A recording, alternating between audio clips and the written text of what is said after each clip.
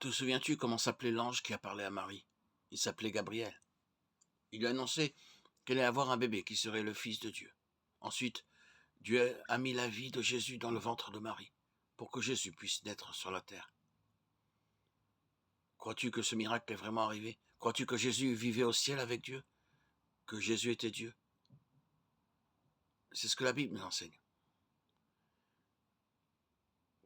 Et quand il était parti, Marie, sa mère, lui a sans doute répété les paroles de l'ange Gabriel. Joseph aussi lui a sûrement dit que Dieu était son vrai père.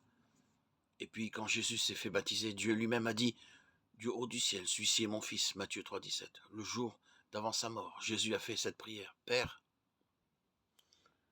glorifie-moi auprès de toi-même, de la gloire que j'avais auprès de toi avant que le monde soit. Jean 17,5. Jésus demandait donc à Dieu de le faire retourner au ciel. Mais comment pourrait-il y vivre? Pour cela, il fallait que Dieu le fasse redevenir un esprit invisible, un ange.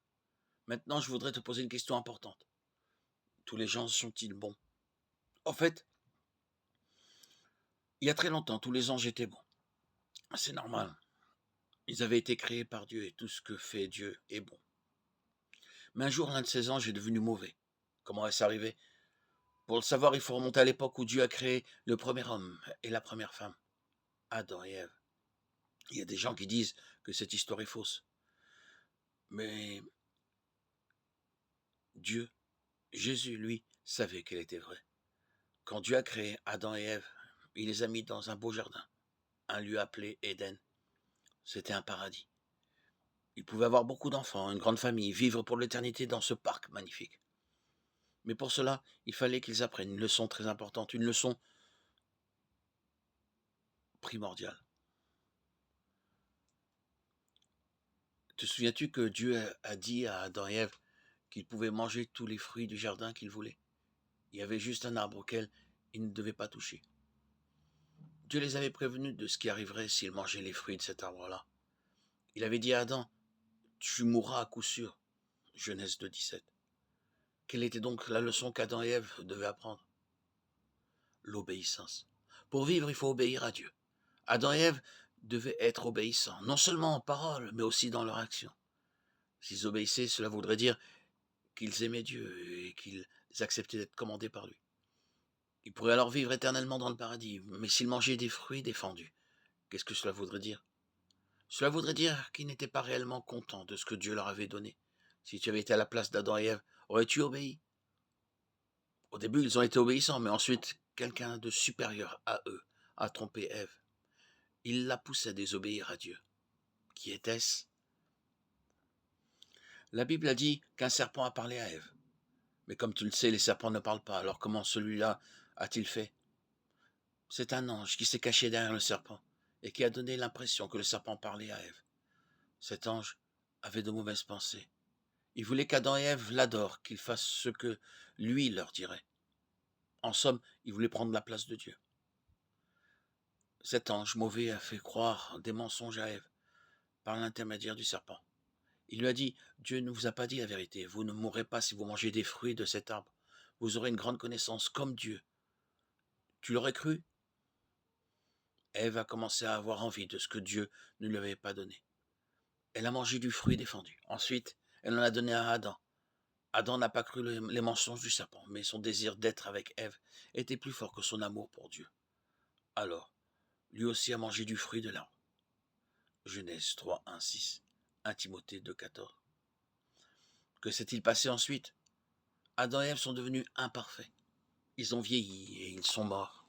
Et à cause de leur imperfection, ils ont eu des enfants imparfaits, qui eux aussi ont fini par vieillir et par mourir.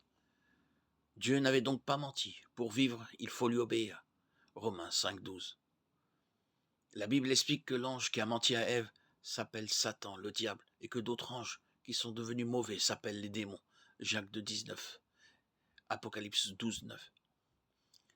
Mais comment se fait-il que cet ange soit devenu mauvais, alors que Dieu l'avait créé bon? C'est parce qu'il a gardé de mauvaises pensées dans son esprit.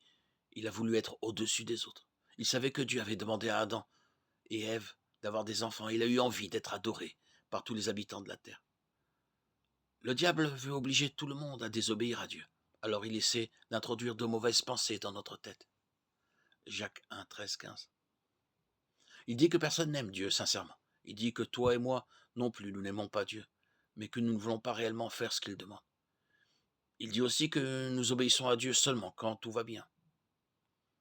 A-t-il raison? Sommes-nous vraiment ainsi? Jésus a dit que le diable est un menteur. Il a prouvé qu'il aimait sincèrement Dieu en lui obéissant. Il n'a pas obéi seulement quand c'était facile, il a obéi tout le temps, même quand d'autres ont essayé de l'en empêcher. Comme il a obéi ainsi jusqu'à la mort, Dieu l'a ressuscité pour qu'il vive éternellement. Alors, qu'en penses-tu? Qui est notre pire ennemi? Oui, c'est Satan le diable. Peux-tu le voir? Non, bien sûr. Mais nous savons qu'il existe et qu'il est supérieur à nous et plus fort que nous. Seulement, qui est supérieur au diable? Dieu. Dieu seul est capable de nous protéger des assauts du diable et des convoitises et désirs qu'il veut amorcer dans nos cœurs. Il est l'ennemi de Dieu. Soyons vigilants, veillons, restons fidèles à la lecture de la Bible pour être attachés à la parole de Dieu, à Dieu, Jésus-Christ, le Fils bien-aimé.